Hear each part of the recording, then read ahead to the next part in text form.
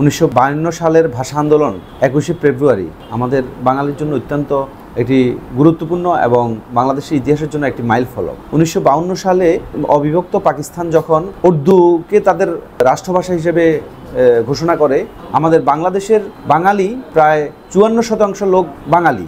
তারপরেও আমাদের এই বাঙালিদেরকে উপেক্ষা করে তৎকালীন পাকিস্তানের প্রধানমন্ত্রী উর্দুকে বাংলাদেশের রাষ্ট্রভাষা করে, কিন্তু আমাদের বাঙালিরা এটা কখনো মেনে নেয় নাই। নিজের মায়ের মুখের ভাষা বাংলা, সেই বাংলা ছেড়ে তারা উর্দু ভাষায় কথা বলবে, এটা আমরা কখনো মেনে নিতে পারি নাই। তার প্রতিশ্রুতিতে 1952 সালে 21শে ফেব্রুয়ারিতে বাংলাদেশের ছাত্র সমাজ জাগ্রত হয়ে 21শে ফেব্রুয়ারিতে 146 ধারা ভঙ্গ করে ওই পাকিস্তান সরকারের বিরুদ্ধে নিজের ভাষার জন্য প্রথম ঢাকা ইউনিভার্সিটির ঢাকা বিশ্ববিদ্যালয়ের ক্যাম্পাস থেকে আন্দোলন শুরু করে।